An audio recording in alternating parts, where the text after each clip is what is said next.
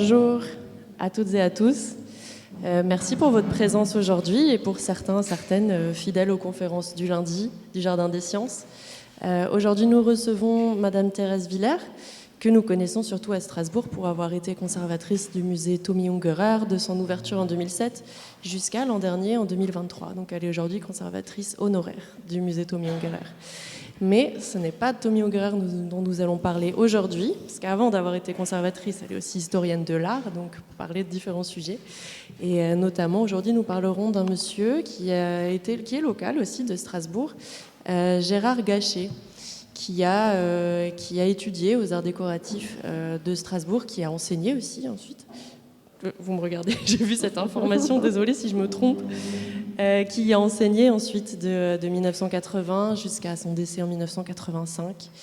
Une œuvre particulière que je laisserai Madame Thérèse Villers nous détailler aujourd'hui. N'hésitez pas à poser des questions à la fin, donc nous sommes à votre écoute. Merci beaucoup. Merci beaucoup et bienvenue dans cette belle salle Pasteur. Voilà, alors aujourd'hui, le sujet que je vous propose tourne autour de Gérard Gachet, dont vous voyez ici une photographie. Comme vous le disiez, il a été professeur à l'École des arts décoratifs de Strasbourg. Et son œuvre interpelle par l'univers étrange qu'elle donne à voir. Gravures, dessins, illustrations de livres et affiches dont les thèmes mêlent le végétal, l'animal, le minéral à l'humain et qui se caractérise par une technique graphique virtuose, un style composite, entre le naturalisme et le fantastique. Alors cet exposé propose la découverte d'une œuvre encore peu étudiée et explore sources et inspirations du côté, entre autres, de l'art rhénan. Il pose également la question de son appartenance au vaste mouvement de la contre-culture des années 1960 et 1970. L'artiste était né à Fès, au Maroc, en 1935 et avait suivi une formation aux Beaux-Arts à Paris, puis aux Arts décoratifs à Strasbourg, et puis il a aussi été élève décorateur au Centre dramatique de l'Est, dans la même ville.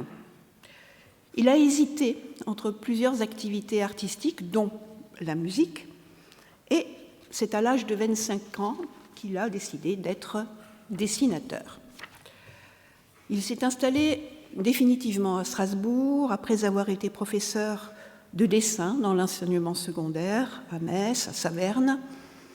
Et à partir de 1974, il a dispensé des cours dans la même école dans laquelle il avait fait une partie de ses études.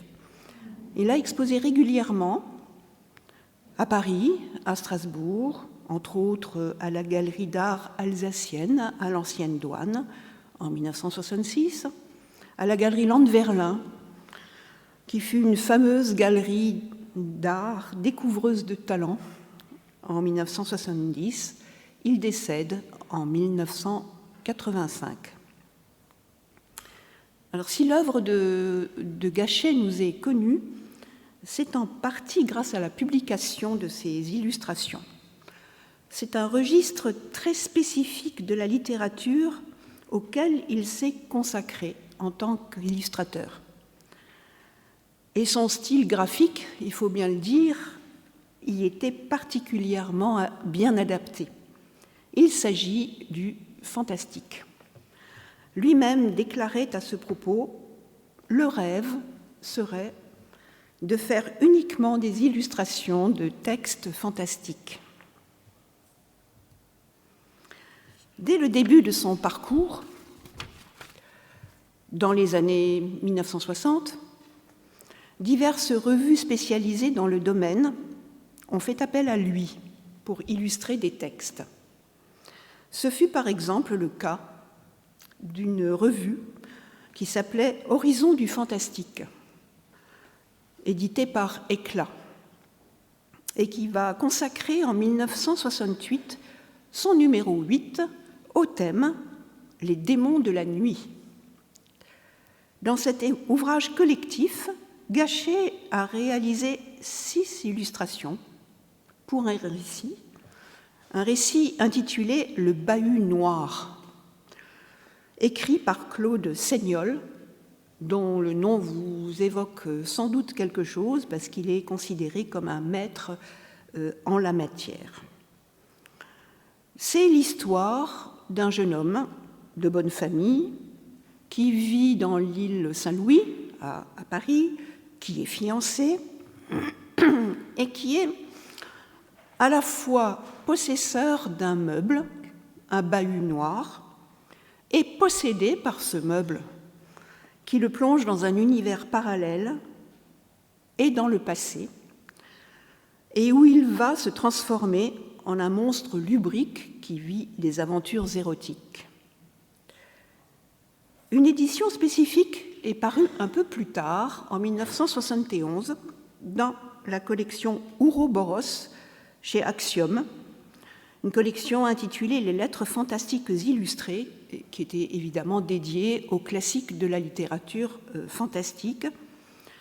C'est le même récit, avec les mêmes illustrations, et en plus, l'illustration de couverture que vous voyez ici à gauche, et une illustration donc de page intérieure que vous voyez à droite, qui vous montre l'évolution du personnage de jeune homme à un vieillard. Alors il est évident, à la vue de cette publication, que le crayon de Gachet a fait merveille en réussissant à créer un monde fantastique à partir de formes enchevêtrées, exclusivement réalisées, et ça va être une constante dans son œuvre, en noir et blanc. Un autre point fort de l'œuvre de Gachet dans ce domaine allait être l'illustration en 1979 d'un roman gothique donc de la littérature fantastique, de l'Irlandais Joseph Sheridan Le Fanu, qui s'appelle Carmilla, préfacé par le même Claude Seignol dont il a été question à l'instant. Ce livre avait déjà été illustré maintes fois auparavant, et ceci dès sa parution en 1872, notamment donc par David Henry Friston, un Anglais connu pour autre chose, connu pour avoir réalisé les premières illustrations des aventures de Sherlock Holmes, dans un style toujours évidemment de l'époque très victorien. Un siècle plus tard, paraît donc un ouvrage de bibliophilie, édité en 203 exemplaires, plus quelques exemplaires hors commerce, par la Société alsacienne d'édition et de diffusion d'art qui était installée à Strasbourg. Il comporte 32 lithographies originales de Gachet, dont 15 en pleine page, une en frontispice et 16 en tête de chapitre ou bandeau, et dont il faut souligner la qualité d'exécution par les ateliers de Pré à Paris. Le court texte fantastique a été considéré comme fondateur dans ce registre de la littérature. Pourquoi ? Parce qu'il allait par la suite influencer Bram Stoker pour son Dracula, qui est sorti en 1897, roman qui allait lui-même inspirer au cinéma Nosferatu, le vampire de Murnau. Ce livre, Carmilla, traite du vampirisme au féminin, ce qui n'est pas habituel, quelque part dans un château, en Styrie. Alors, je vous rappelle que la Styrie était une région d'Autriche où commencent les Carpates, nous explique l'introduction de l'ouvrage. Donc, quelque part dans un château en Styrie, la jeune Laura est envoûtée par la vampire Carmilla, qui va lentement tenter de la tuer, pendant qu'une étrange maladie se propage dans la région. L'histoire se termine bien, entre guillemets, puisque la vampire va être exécutée selon les règles en vigueur, à savoir lui enfoncer un pieu dans le cœur. Les illustrations en noir et blanc de Gachet s'adaptent particulièrement bien au texte, tout en proposant une interprétation très libre au profit de son inspiration propre. Nous dit l'introduction, ces illustrations réussissent à transmettre au lecteur le sentiment d'étrangeté, d'ambiguïté, d'horreur qu'inspire l'œuvre littéraire de Le Fanu. La première lithographie hors texte, en pleine page de l'ouvrage, plonge d'emblée le lecteur dans l'atmosphère de l'histoire, en campant un décor avec des éléments qui sont récurrents dans ce type de récit. Elle montre en effet une tombe envahie par la végétation, une tombe sur laquelle on peut lire, si vous regardez bien, les lettres Mila, M-I-2-L-A, donc qui proviendrait de Carmilla, qui est le sujet de l'ouvrage. Sur le médaillon qu'on aperçoit au-dessus de la pierre tombale, on voit un crâne avec des dents de vampire et sous le crâne des clés en lieu et place des ossements habituels. À droite de la pierre tombale, un personnage très inquiétant, mi-végétal, mi-humain, je ne sais pas si vous le voyez bien, il faut bien regarder sur le côté droit de l'image, qui semble sacrifier un volatile squelettique sur la pierre tombale. Tout ça est très inquiétant, d'autant plus que la scène se passe dans un décor de ruines d'église où on aperçoit également une gargouille d'un animal étrange. Le décor est donc campé, et donc planté. Un peu plus loin,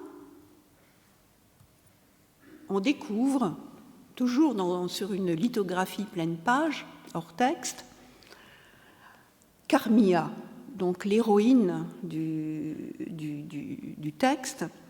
Carmilla, qui est représentée par Gachet comme une très belle jeune femme, et quand on y regarde de près, elle est très étrange puisqu'on a l'impression que quelques gouttes de sang perlent sur son menton, plutôt inhabituel. Elle est aussi coiffée d'un étrange couvre-chef fait de dieux d'insectes et d'antennes, et elle semble surgir de la corolle d'une fleur vénéneuse. Ce personnage, donc de Carmilla, va porter tout le roman de Le Fanu.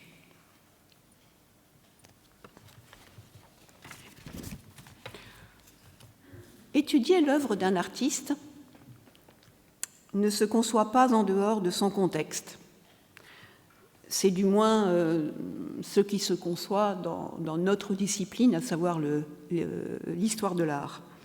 Dans le cas de Gachet, c'est celui des années 1960 et 1970 qu'il nous faut regarder de plus près. Cette période voit l'éclosion d'un art figuratif, très libéré des conventions, dont les racines sont à chercher dans le vaste mouvement de la contre-culture, qui en France s'était nourri, entre autres, des événements de mai 68. Certaines revues jouaient un rôle de diffusion particulièrement important pour la circulation des idées et des images, publiaient du fantastique, de l'ésotérisme et abordaient des sujets tabous comme l'érotisme, ce qui leur valait évidemment régulièrement de la censure. Toutes ces publications ont connu à cette époque ce qu'on peut appeler un âge d'or, tout particulièrement celles qui s'étaient spécialisées dans l'imaginaire, comme par exemple la revue Fiction, ou bien dans la science-fiction, comme la revue Galaxy, d'ailleurs toutes les deux éditées chez Opta.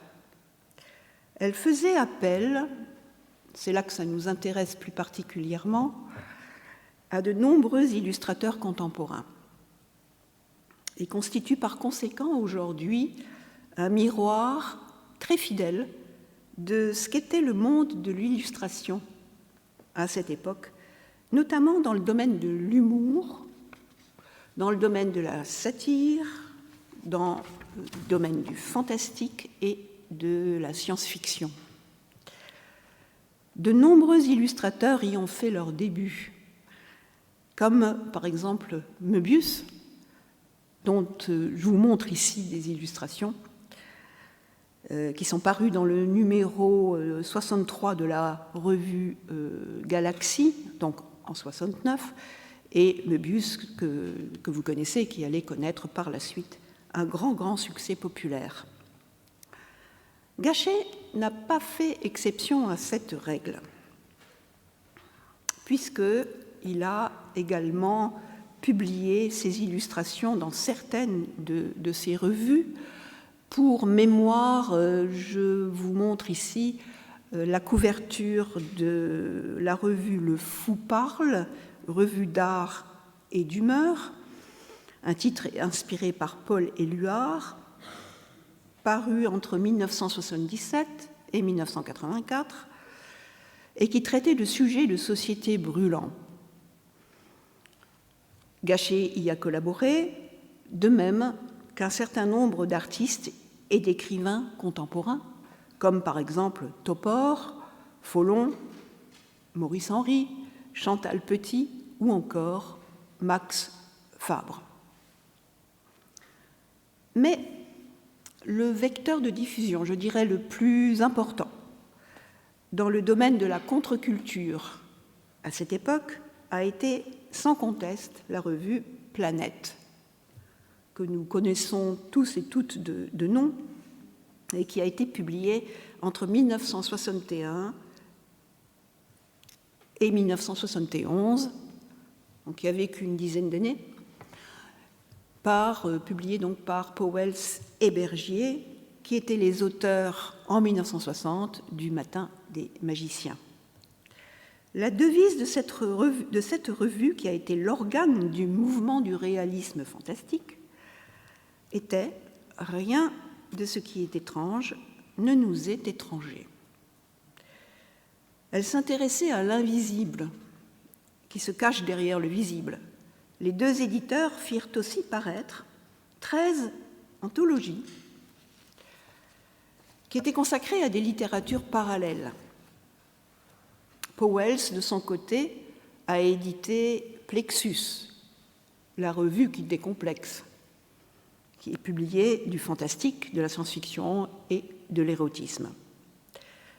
De manière plus générale, de nombreux dessinateurs que publiait la revue Planète ont créé un véritable contexte artistique, et un contexte artistique notamment du dessin fantastique.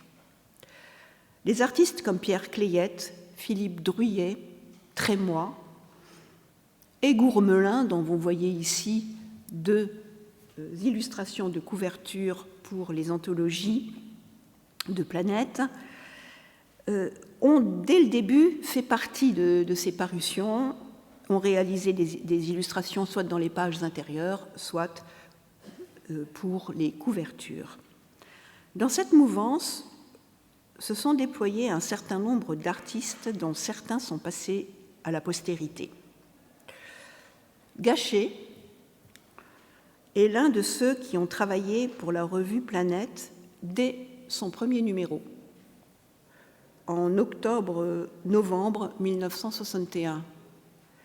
Il était allé voir le directeur artistique, M. Chapelot, qui avait immédiatement reconnu son talent. Et il a également collaboré aux anthologies, notamment à celle qui s'intitule « Les chefs-d'œuvre de la méchanceté », dont l'annonce précisait qu'elle contenait 100 textes sans pitié, écrits au vitriol, 75 auteurs de choc, tout un programme, et qui est paru en 1969. Dans la section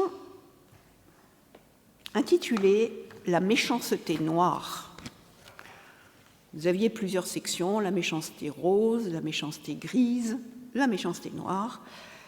Il a illustré une nouvelle de l'auteur des Contes cruels, Octave Mirbeau, une nouvelle intitulée « Les bouches inutiles ». L'histoire est celle d'un homme, le père François, auquel sa femme décide, par avarice, de ne plus donner à manger, sous prétexte qu'il est trop vieux et que par conséquent il ne sert plus à rien. Il finit par mourir d'inanition sans s'être révolté. Gachet a imaginé, pour illustrer cette nouvelle, un être mi-humain, mi-végétal, qui peut-être est en référence au monde paysan que Octave Mirbeau aimait bien illustrer, et qui, le doigt sur la bouche, semble se demander ce qui lui est arrivé. L'illustration, qui est très achevée au plan graphique, restitue moins le ton cynique du texte qu'on aurait pu le penser, et dépeint un univers où les formes du personnage sont en pleine déliquescence, où elles se décomposent. Pris dans cette mouvance du dessin fantastique, Gachet a participé à des expositions collectives sur ce thème, notamment dans une galerie parisienne, la galerie 3+3, qui était sise rue Visconti, sans doute en 1965 ou en 1969, je n'ai pas trouvé la référence exacte. Parmi ses comparses figurait notamment Gilles Rimbaud, en grande partie autodidacte, dont les domaines de prédilection étaient le rêve, l'imaginaire, l'érotisme, le fantastique. Il fut découvert et mis en avant par les revues Fiction, Galaxie, Planète, Plexus, pour lesquelles il créait un monde étrange et grotesque avec des formes à la fois organiques et chimériques, mêlant l'animal et l'humain. Donc ici, la page de couverture de Fiction numéro 190, octobre 69, et la page de couverture de Galaxie numéro 61, juin 1969. Il y avait également Raymond Bertrand.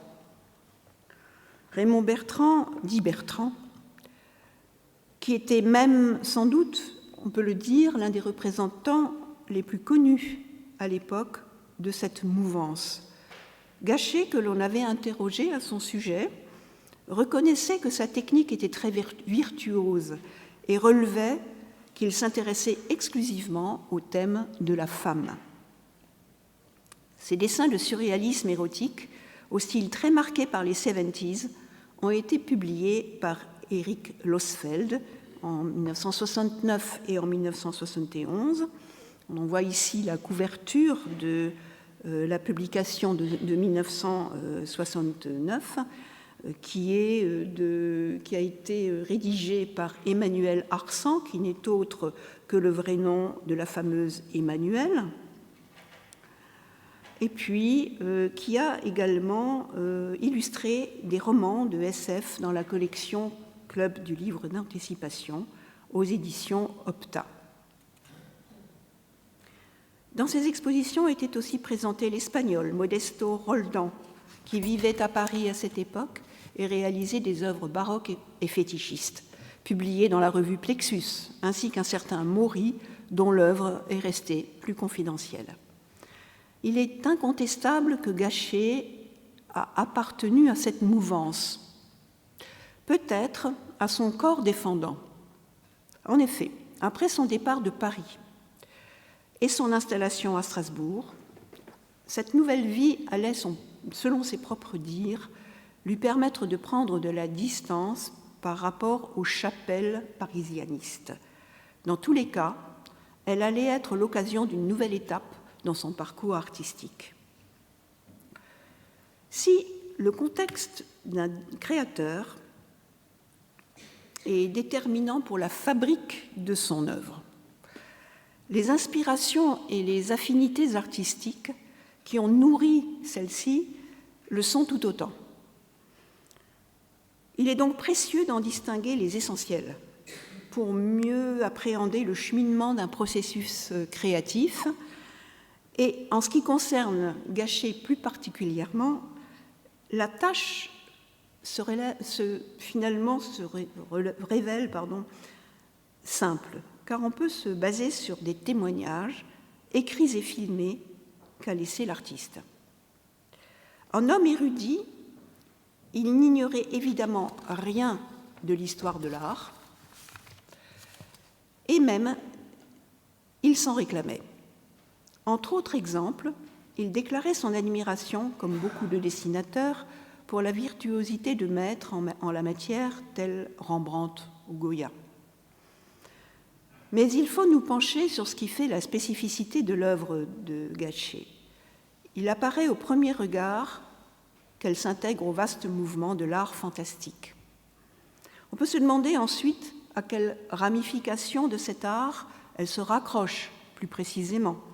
En effet, les aspects de ce mouvement sont multiples, sont variés, sont de toutes les époques, comme l'a si bien souligné Marcel Brion dans son ouvrage « L'art fantastique ». Alfred Kubin, Gustave Doré, William Blake, Rodolphe Brédin, Fuseli sont quelques noms parmi d'autres qui figurent sur la longue liste des artistes dans ce registre. Quand il s'est exprimé sur ce sujet, Gachet a donné quelques pistes. Selon lui, le fantastique aurait toujours existé, et il le faisait même remonter aux grottes préhistoriques d'Altamira.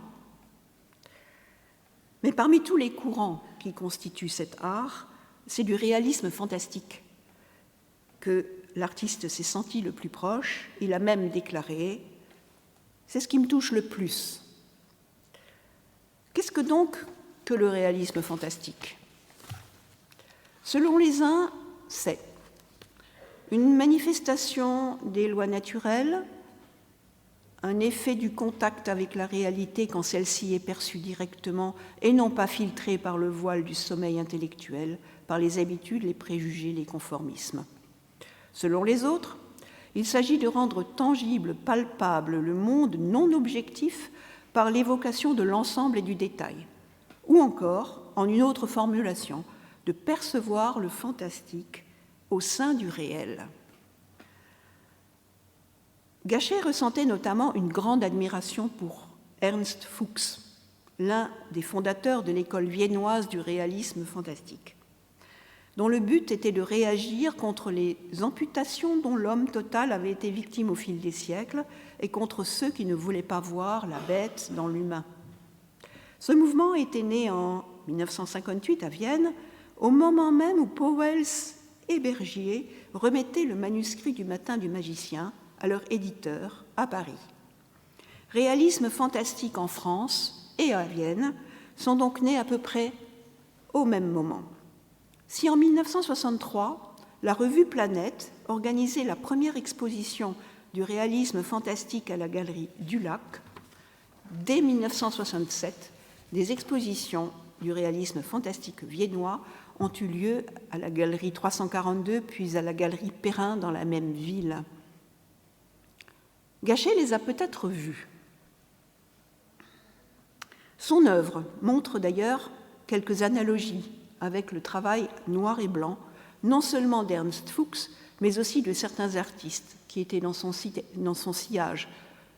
Richard Matuschek, cofondateur du mouvement à Vienne, ou Klaus Dietrich, qui en était un membre. Ici, nous avons trois images. Ernst Fuchs, Le visage d'un oiseau, 1962. Ensuite, de Richard Matuschek, La tentation du robot, en 1960. Klaus Dietrich, une œuvre non datée.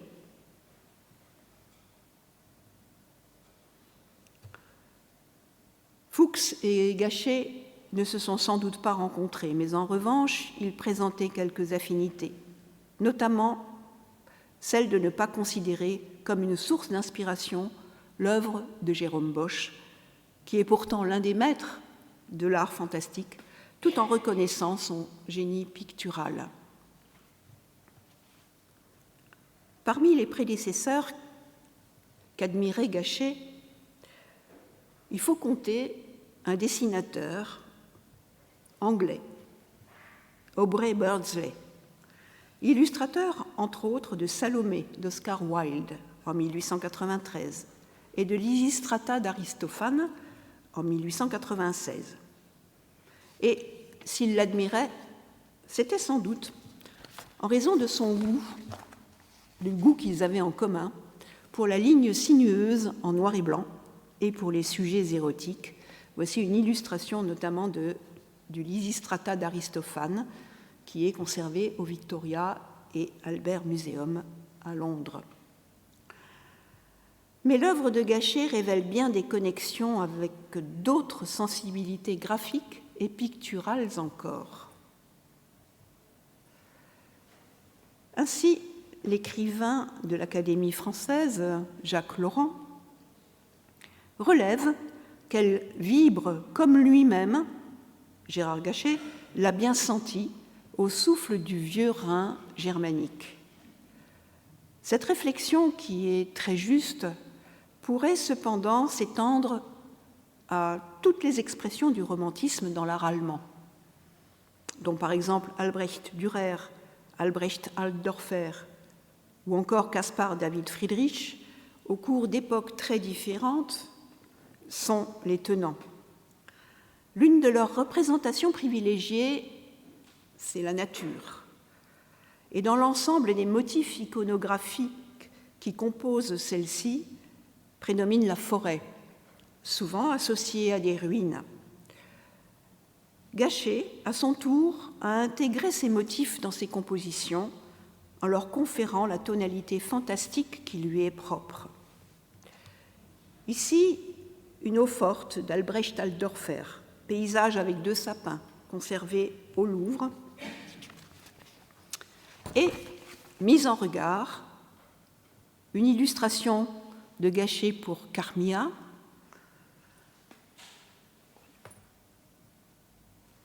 ici Carmilla dans les ruines du château de Karnstein où se sont déroulées d'autres scènes de vampirisme, qu'on peut bien entendu aussi mettre en comparaison, en parallèle avec des dessins de Gustave Doré. Et ici, les ruines du château de Carmilla. On y voit bien que l'imbrication de la végétation et de l'architecture, ici néo-gothique, a des accents romantiques. Cependant, s'il est un mouvement duquel Gachet s'est senti très très éloigné et auquel il refusait même qu'on l'apparente, Il l'a dit et répété à plusieurs reprises, c'est le surréalisme. On a pourtant eu la tentation de l'y intégrer. Et d'ailleurs, lui-même avait accepté de participer à une exposition de groupe, les surréalistes strasbourgeois, à la Maison d'art alsacienne et à l'Ancienne Douane à Strasbourg, en 1966. On est toujours tenté de le faire, tant il est vrai que son univers s'y apparente. Il admire d'ailleurs l'un des grands représentants du surréalisme, Max Ernst, qui a toutefois quitté le mouvement. Il précise que ce n'est pas du tout pour cet aspect de son œuvre, mais pour l'aspect du fantastique dans son œuvre. Il a le même avis en ce qui concerne Léonore Fini, qui, elle, n'avait même pas intégré le mouvement, mais qui était proche du surréalisme.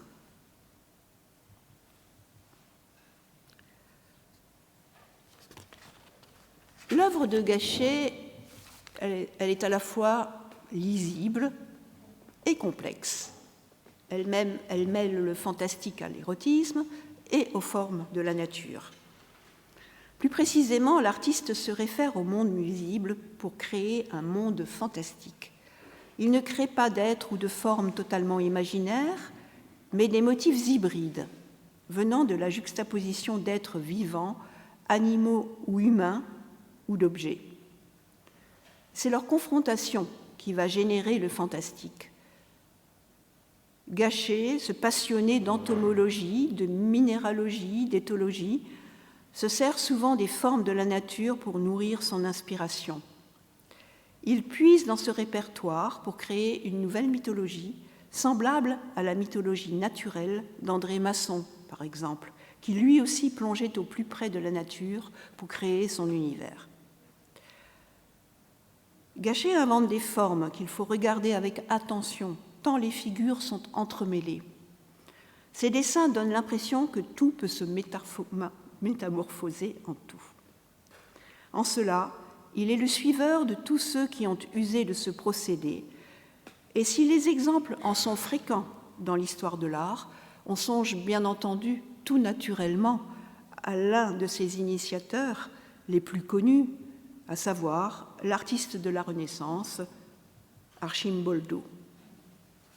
Au-delà des siècles, ce qu'on peut appeler le pittoresque de leurs images génère le même phénomène. Il cède la place à un certain malaise. Ici, dans les œuvres intitulées « Les saisons », l'hiver, après restauration, présentée actuellement au Louvre, est une œuvre d'Arcimboldo de 1573. On serait tenté sur ce sujet non seulement de comparer les dessins de Gachet avec ceux d'Arcimboldo, mais également ceux de son contemporain suisse, Hans Rudi Giger. Ce dernier s'est, comme lui, inscrit dans des émanations de l'art fantastique et parmi les plus macabres. Tous deux, par exemple, admiraient l'œuvre littéraire de Lovecraft, dont Giger avait même illustré en 1977 le livre Necromonicon. L'exercice de mise en parallèle entre les deux artistes se limite toutefois à l'œuvre graphique de Giger dans les années 60, d'avant l'alien de Ridley Scott, d'avant l'imbrication de l'humain avec le mécanique, de la fusion de l'organique avec la technologie qui allait faire son succès. Une autre constante qui apparaît comme flagrante dans l'œuvre de Gachet, c'est sa dimension macabre. L'artiste préférait parler à ce sujet de morbidesse. Et toujours selon ses propres dires, la représentation des expressions de la mort lui permettait de catalyser son angoisse. À plusieurs reprises, il a représenté le crâne et les formes squelettiques de l'humain en les mêlant intimement aux formes du vivant. Il s'inscrit alors dans la lignée des peintures baroques des vanités et des danses macabres médiévales. Ici, un dessin à l'aérographe qui est conservé au musée Tommy Ungerer, Centre international de l'illustration. À Thanatos, il va opposer Eros, autre très ancienne thématique du répertoire iconographique de l'histoire de l'art. Une confrontation qui a trouvé l'un de ses développements les plus impressionnants dans le mouvement du réalisme fantastique. De manière générale, Gachet estimait que l'érotisme, c'est une grande part de fantastique. C'est sur le corps de la femme que s'est cristallisé son intérêt, et de nombreux dessins montrent combien il a su le magnifier dans sa nudité. La méthode de travail de Gachet est très bien documentée, car il parlait volontiers de son style et de ses techniques. C'était avant tout un dessinateur très minutieux, qui consacrait à chaque œuvre un mois environ de travail. François Cacheux, qui était alors directeur de l'École des arts décoratifs de Strasbourg, rapportait dans son texte d'adieu à Gachet, paru dans les DNA en 1985, un entretien avec l'artiste où celui-ci déclarait regretter ne pas produire plus d'une quinzaine de dessins par an. Si Gachet exécutait également des dessins libres, il s'agissait généralement de dessins de commande pour des illustrations. Il laissait mûrir son projet avant de se lancer. Il rassemblait des idées, il faisait des croquis et des esquisses, prenait des notes. Ces compositions sont très complexes, sont très élaborées.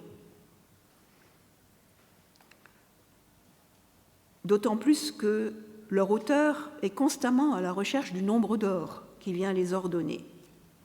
Le style du dessinateur comporte une certaine théâtralité.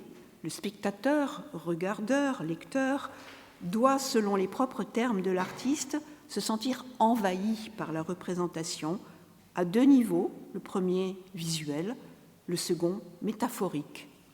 Ces sujets, qui sont de l'ordre du fantastique, sont cependant traités de manière très réaliste. Un effet qui est accentué par le fait qu'il dessine souvent d'après les photographies qu'il a prises lui-même. Si ces dessins donnent parfois l'impression d'être des collages, c'est parce qu'ils juxtaposent des éléments disparates. Dans ce registre, on peut évoquer l'exemple non seulement de Max Ernst, dont la référence viendrait immédiatement à l'esprit, mais également de son contemporain Max Bucaille, dont les collages, selon Jean-Jacques Lévesque, réveillent les zones inexplorées de nos mémoires ancestrales. Et ici, vous avez une lithographie de Gachet intitulée « La bouche », mise en parallèle avec un collage de Max Bucaille, « La sève plus douce que le sang ». Les outils de Gachet ne sont pas différents de ceux de la plupart des dessinateurs. La plume, le fusain, la mine de plomb en font entre autres partie.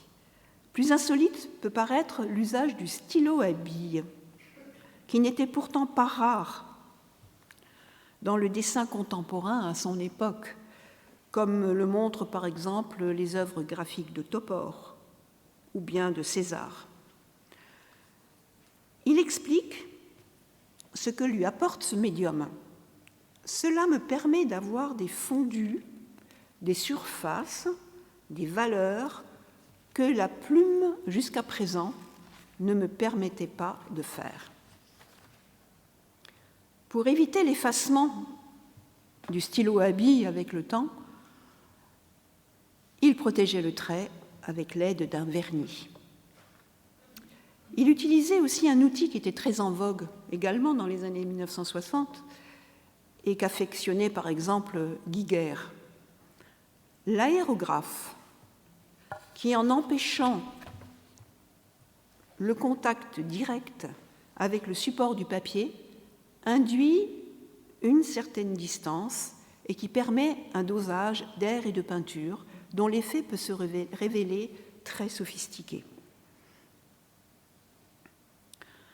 Le crayon, essentiellement le crayon gras et le crayon blanc, faisait bien entendu partie de l'arsenal de l'artiste. Il utilisait non seulement sur du papier blanc, mais également de couleurs, une pratique usuelle dans l'art graphique, de Hans Baldung dit Green au maître de l'art érotique Hans Bellmer. Il n'aura échappé à personne que l'univers de Gachet est en tout cas en très grande partie en noir et blanc. L'artiste réalisait des dessins essentiellement en monochrome, parfois en bichrome.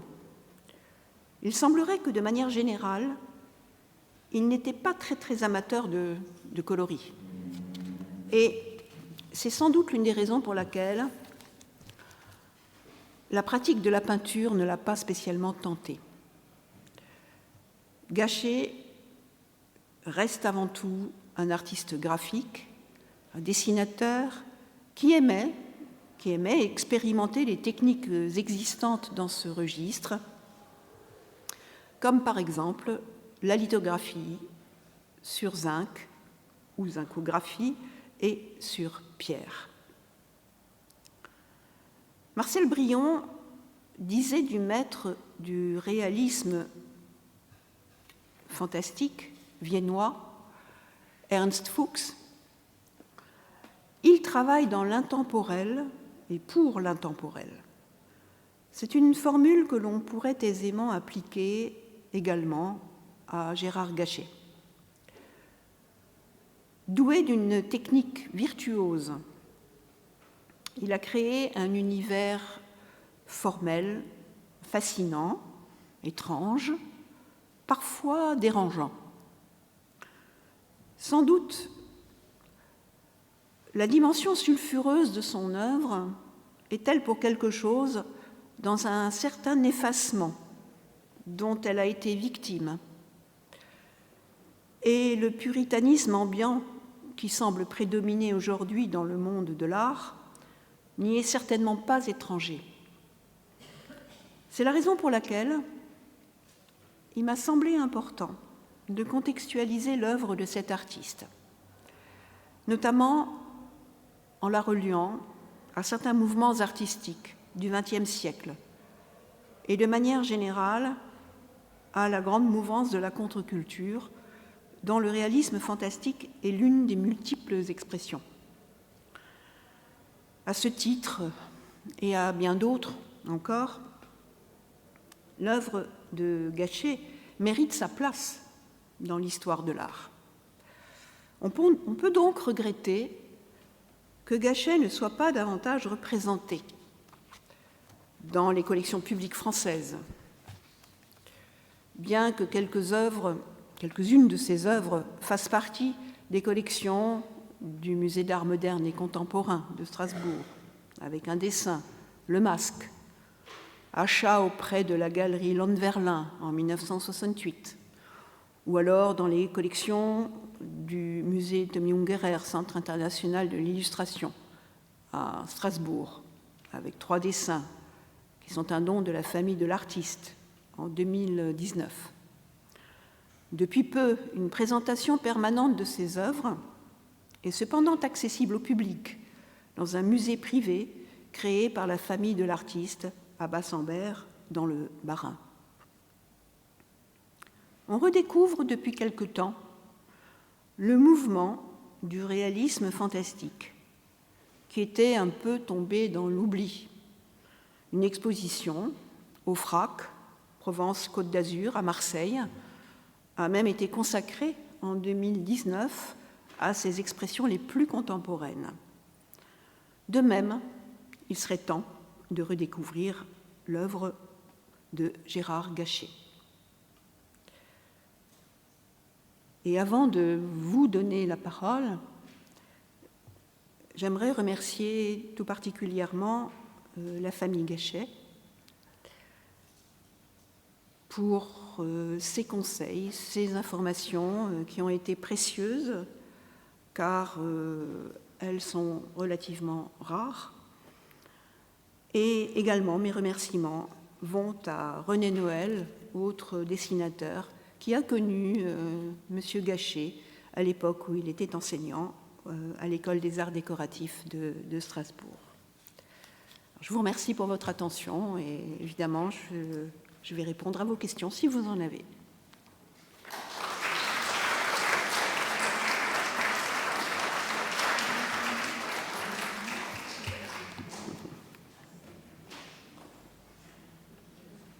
J'ai omis de vous dire que dans ces deux images que j'ai choisies pour terminer cette présentation, ce sont évidemment des clins d'œil de la part de l'artiste qui nous sont destinés.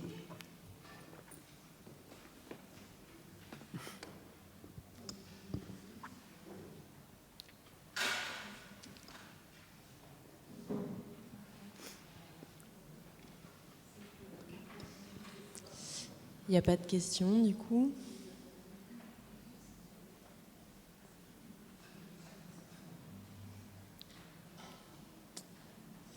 Ah, si.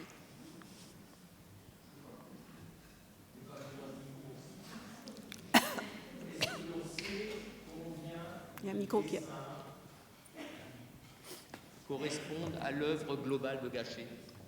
Combien de dessins existent? Alors, c'est une question à laquelle moi je suis absolument incapable de répondre, mais peut-être que M. Gachet, ici présent, va pouvoir y répondre. Merci, oui, bonjour à tous. Il reste très très peu d'œuvres disponibles dans la famille.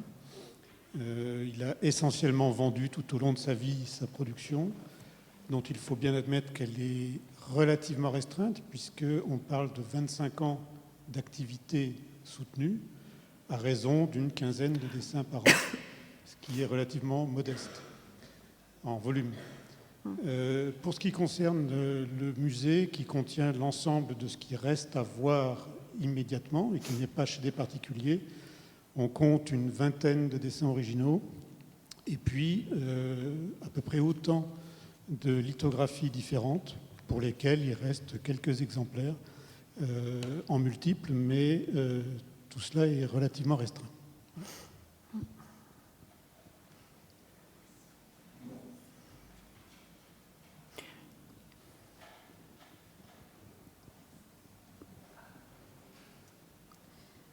Oui, du coup, je voulais rebondir sur votre réponse. Où est-ce qu'on peut voir les œuvres de Gachet? Où est-ce qu'il est exposé?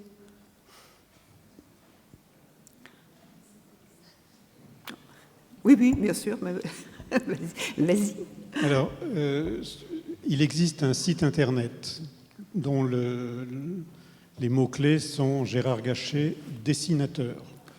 Car il existe d'autres Gérard Gachet, il y a un grand flic.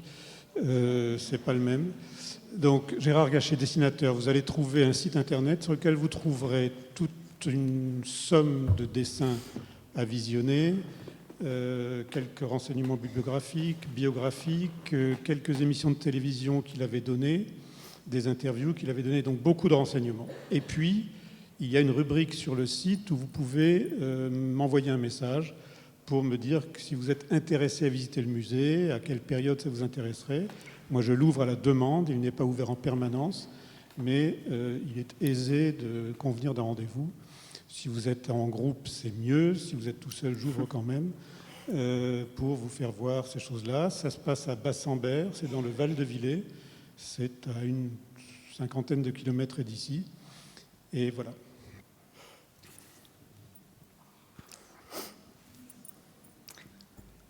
Alors, je me permets d'ajouter quelque chose à ce que vient de dire Christian, à savoir qu'il manque aujourd'hui une étude, il manque des recherches sur l'œuvre de l'artiste. Donc, je ne sais pas s'il y a des étudiants dans la salle, mais voilà, c'est un appel qui est lancé.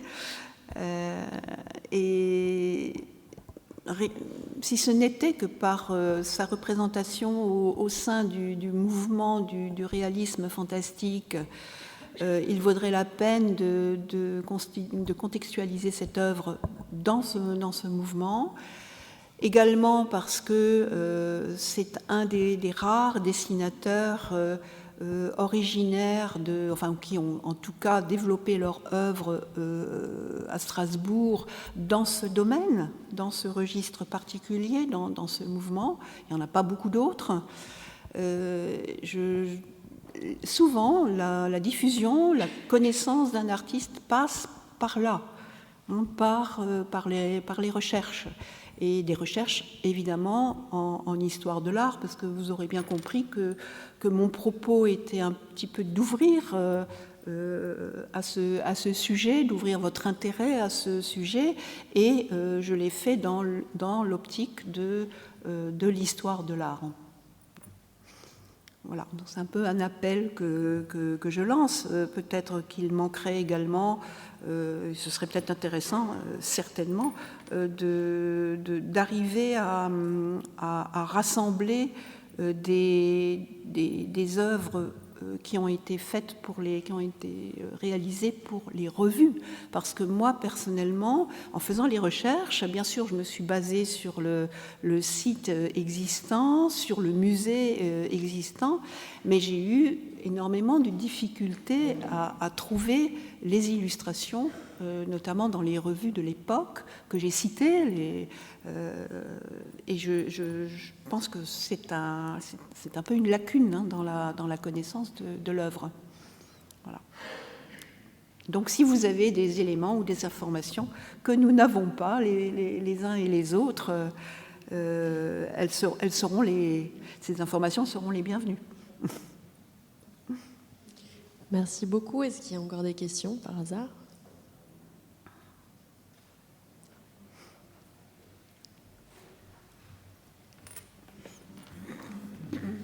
Dans le cadre du dépôt légal, chaque revue qui est publiée doit être déposée.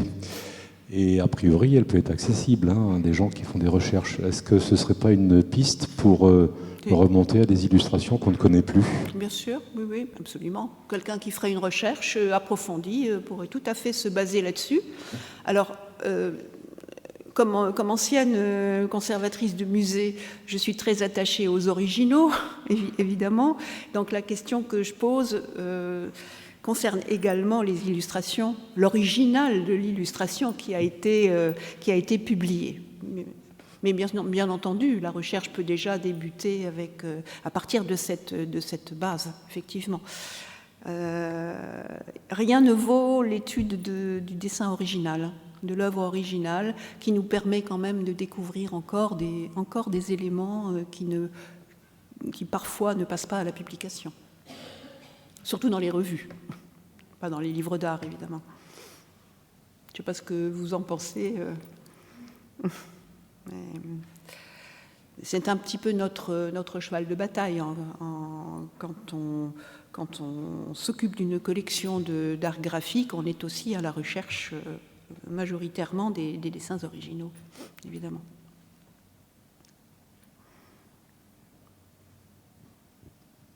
Y a-t-il encore une question ?